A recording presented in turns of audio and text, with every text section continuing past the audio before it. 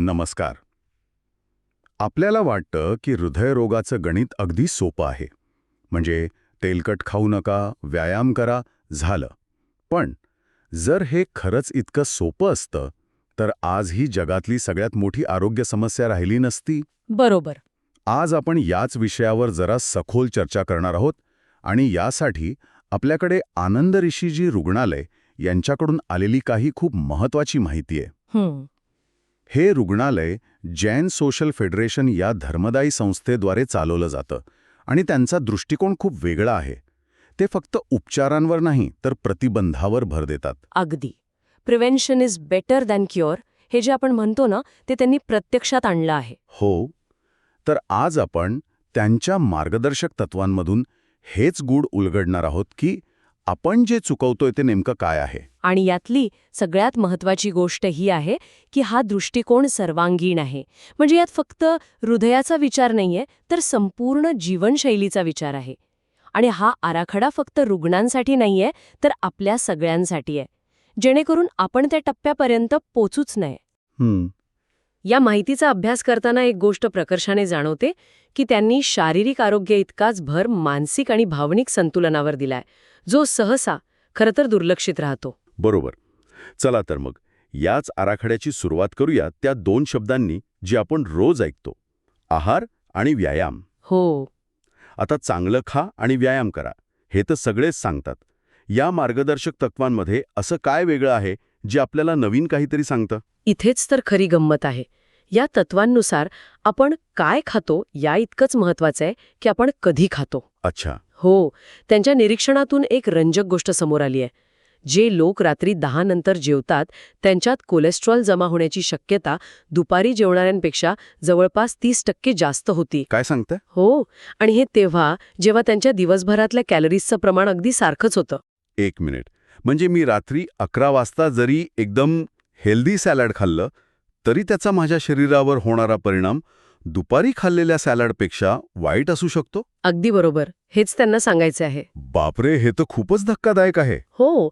यामागे आपलं शारीरिक घड्याळ किंवा ज्याला सर्केडियन रिदम म्हणतात ते काम करतं. ओके. आपलं शरीर दिवस-रात्रीच्या चक्रानुसार चालतं. रात्री आपली पचन संस्था ती मंदावते आणि शरीर दुरुस्तीच्या कामाला म्हणजे रिपेअर मोडमध्ये जातं. अशा वेळी जर आपण जेवलो तर आपण त्या संस्थेवर अतिरिक्त ताण टाकतो आणि मग ते अन्न पचण्याऐवजी चरबीच्या रूपात साठण्याची शक्यता वाढते. अच्छा. आणि त्याचा परिणाम इन्सुलिनच्या संवेदनशीलतेवरही होतो. त्यामुळे काय खाण्यासोबतच कधी खावं हे हृदयाच्या आरोग्यासाठी खूप महत्वाचं आहे. ठीक आहे. हा आहाराबद्दलचा एक नवीन दृष्टिकोन मिळाला. आता व्यायामाबद्दल बोलूया. हो.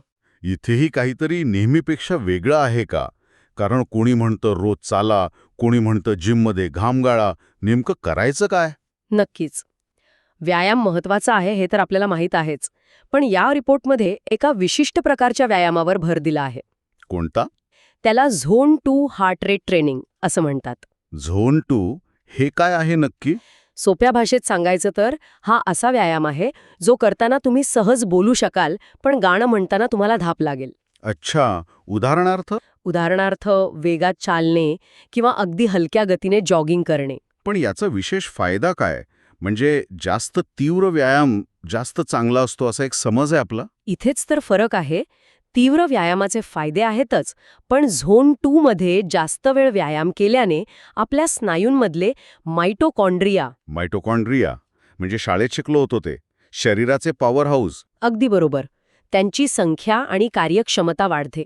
त्यांची कार्यक्षमता जेवढी जास्त तेवढी शरीर ऊर्जा वापरण्यात अधिक कुशल बनते. ओके. आणि याचा थेट परिणाम हृदयाच्या कार्यक्षमतेवर होतो. हृदय कमी श्रमात जास्त रक्त पंप करू शकतं. म्हणून किती व्यायाम करता यापेक्षा कसा करता हे जास्त महत्वाचं ठरतं. म्हणजे जिममध्ये जाऊन जीवघेणी कसरत करण्यापेक्षा रोज अर्धा 1 तास वेगात चालणं हृदयासाठी जास्त फायद्याचं ठरू शकतं. हो. आणि ते जास्त सातत्यपूर्ण पण आहे. हे तर अनेकांसाठी खूप सोपं आणि व्यवहार्य आहे. पण मला एक प्रश्न पडतोय.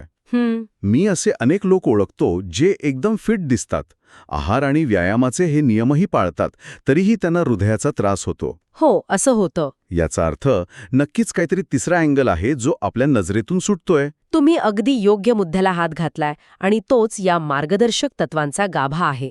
तो कोणता? पुढचे मुद्दे आहेत दिनचर्या, झोपण्याची वेळ आणि जेवणाची वेळ. या गोष्टी आपल्याला खूप सामान्य वाटतात, पण त्या आपल्या शरीरातील एका अत्यंत नाजूक संतुलनावर परिणाम करतात. शरीराची लय किंवा रिधम म्हणू शकतो का आपण याला? अगदी परफेक्ट शब्द आहे.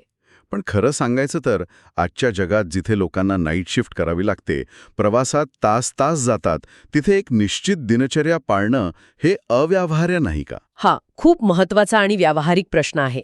इथे निश्चित दिनचर्या याचा अर्थ रोज रात्री 10 वाजता झोपून सकाळी 6 वाजता उठणंच गरजेचं आहे असा नाहीये. मग त्याचा खरा अर्थ आहे सातत्य, म्हणजे कन्सिस्टन्सी. जर तुमची नाईट शिफ्ट असेल तर तुमच्या शरीरासाठी तीच तुमची दिनचर्या बनते.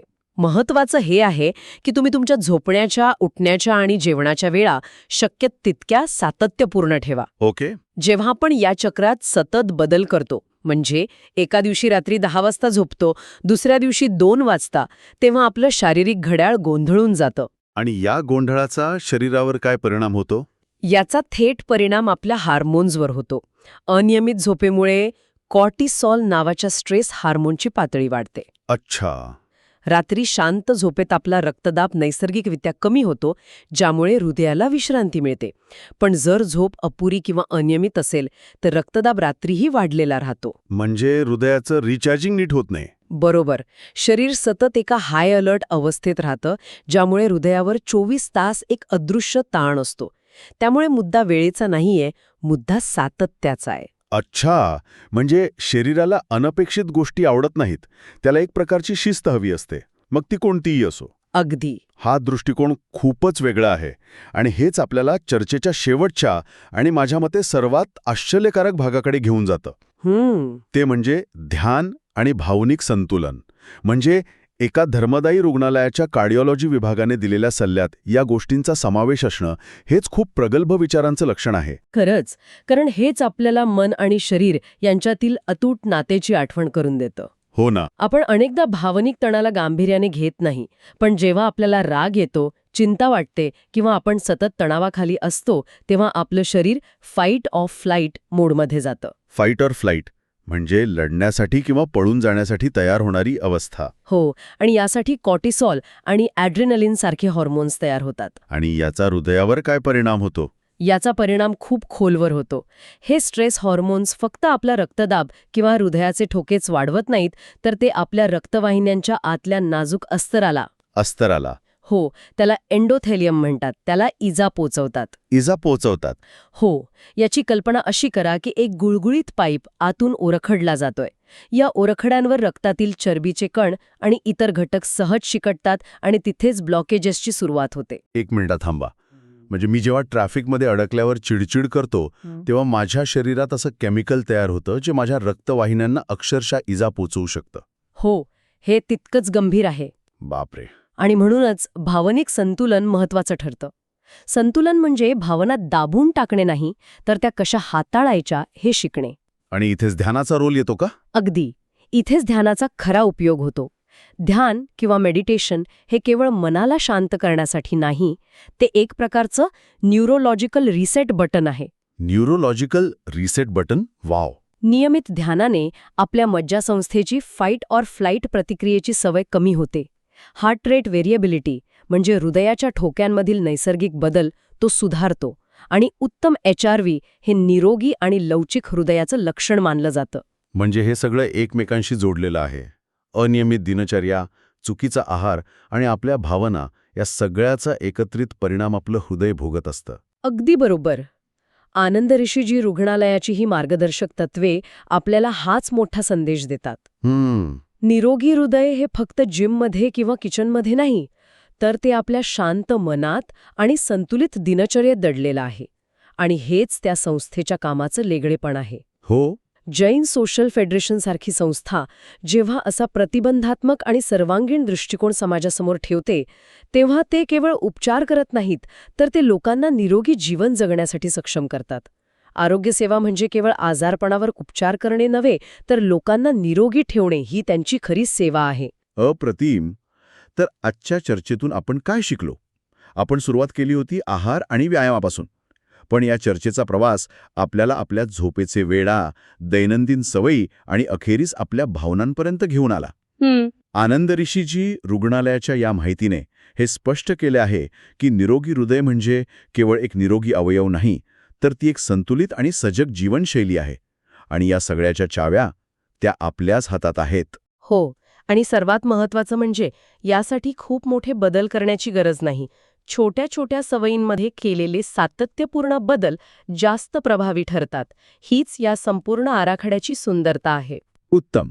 आणि याच विचाराने आपण आजची चर्चा संपवूया. पण जाण्यापूर्वी ऐकणाऱ्यांसाठी एक छोटासा विचार. आजच्या या गप्पानंतर अशी कोणती एक छोटी सवय आहे जी आजपासूनच बदलता येईल, जी हृदयाच्या आरोग्यासाठी एक मोठी गुंतवणूक ठरू शकते? कदाचित फक्त 10 मिनिटं आधी झोपायला जाणं असेल, किंवा लिफ्टऐवजी जिना वापरणं, किंवा पुढच्या वेळी राग आल्यावर फक्त 3 दीर्घ श्वास घेणं. ती एक गोष्ट कोणती असेल यावर नक्की विचार करा.